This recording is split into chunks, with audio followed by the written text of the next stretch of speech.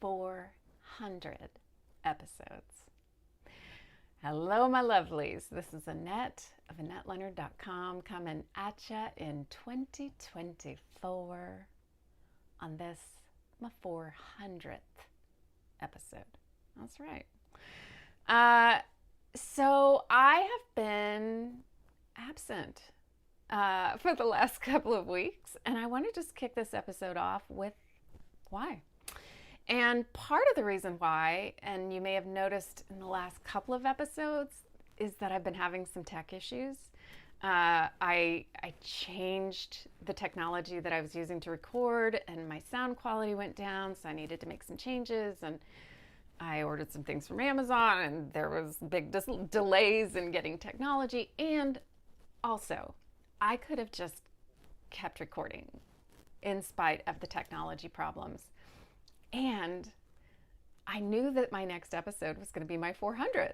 And so I got in my own way and in my own head about that fact, in part because I wanted the visuals and the audio to be pristine for you, but also in part because I wanted to have some really spectacular message for you. And I tell you all this just as a glimpse behind the curtain here at Chronic Wellness Podcast, but also because I think it's fascinating the ways in which we self-sabotage, we get in our own way, we actually block the things, the progress, the outcomes we most want. And for those of us, my weary dearies, my pain buddies, my sick pals out there who are living smaller lives because of our chronic conditions, I'm going to argue that we can't really afford to do that. And that it really benefits us to do the work as much as we can to get out of our own way. And that here at the beginning of a new calendar year, when so many of our contemporaries, whatever age you are making their lists and their resolutions and setting their goals to increase their fortunes, get bigger houses, go on better vacations, change the structure of their families, climb Kilimanjaro, just all these trappings of bigger lives, bigger experiences that may or may not be possible for those of us living with chronic pain and chronic illness, that we still have to find meaning, find why, find ways to put the life in our days, to put joy and meaning and value back into how we put one foot in front of the other and keep going. Because being a professional patient, fielding all the phone calls, making the myriad of trips to the pharmacies, breaking down over why we have to advocate so hard for ourselves, and all of the intricacies of our medical lives is demoralizing. It washes out your spirit. And so finding the things that light you up and bring you modicum of pleasure and spell joy in your heart must be cultivated. And whether that's a small plot of land in a window box, or a chicken you feed every day, or reading your children to sleep every night, what are the commitments that you are going to make to yourself to put you on the right path? And maybe that's the way you know you want to be eating, or tending to your creative side better. And honestly, we do not need to wait for the start of a new year. We can start it at 6 p.m. today. We can start it at noon tomorrow. We can start it with any sunup. I mean, the beauty of having a sunrise each day is that we are given a fresh opportunity every 24 hours. We don't have to wait to turn over a whole new calendar page to begin. I was recently inspired by the Netflix portrayal of Diana Nyad and her journey swimming from Cuba to Florida at the age of 64, 60 something. And that she'd attempted it numerous times in her life, beginning back in her 40s. And also, folks, it took a team of people and smarties from across the world to help her accomplish her goal and her dream. But she plodded away at it with a singular kind of devotion that many of us don't have the kind of, luxury of time and resource, but also that kind of singular focus to put on something, or that kind of drive to only have eyes for one prize. But what if you did? What would you put your mind and heart to?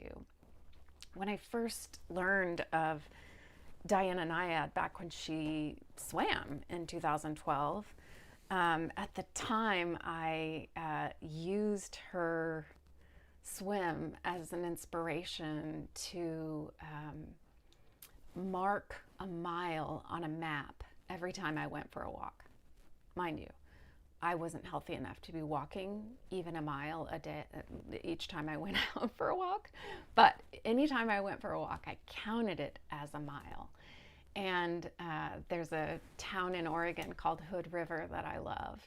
And when I finally walked the equivalent of 113 miles, which is the distance from me to Hood River, we took a trip to Hood River. And it was a lovely way to feel that sense of accomplishment, the progress of I'd taken 113 walks, leading me to the goal of a weekend vacation that mattered to me. So what are the creative ways that you can see your progress, even when it feels like in these lives there are very few benchmarks to reward us for that progress?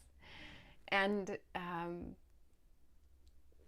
I guess I'm thinking about that in the midst of, this is my 400th episode, and I began this podcast because this was the podcast I needed. I needed someone to help me think about how to navigate a yawning future with chronic pain and chronic illness, and to think about how to disobey doctor's orders and what to do in my mind and spirit with a difficult diagnoses or multiple difficult diagnoses. And here we are, several years later, and doing this work matters to me, and it's one of the things that helps me get out of bed in the morning and put one foot in front of the other and continue to keep going, because the connection I have with you adds real value to my life, even though I still don't understand like SEO or how to make videos that go viral or get attention. I trust that the few of you who show up here are finding value, or you wouldn't come back. So that's all to say, what are the things that bring you value?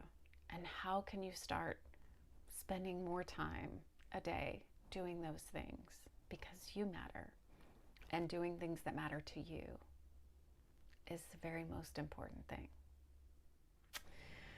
I have some exciting things planned for 2024.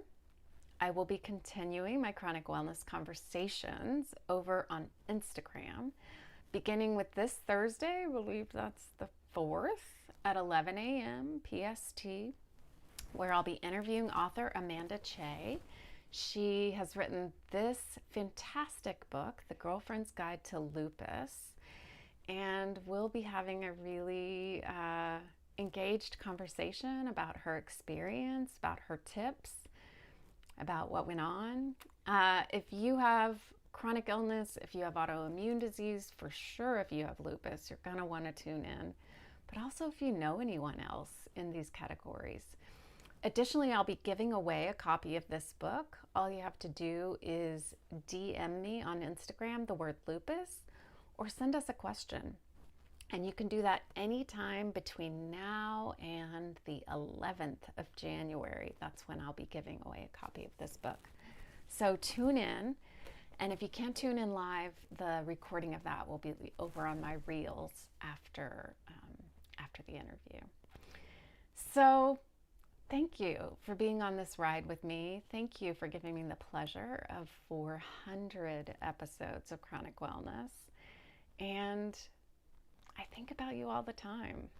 That's the honest truth. You are always on my mind. So until we're together again, I hope that you will be thinking about ways that you can turn your sights on what you have been putting off that would ignite your spirit and lead you toward greater internal well-being. I love you. I'm thinking about you. Till we're together again.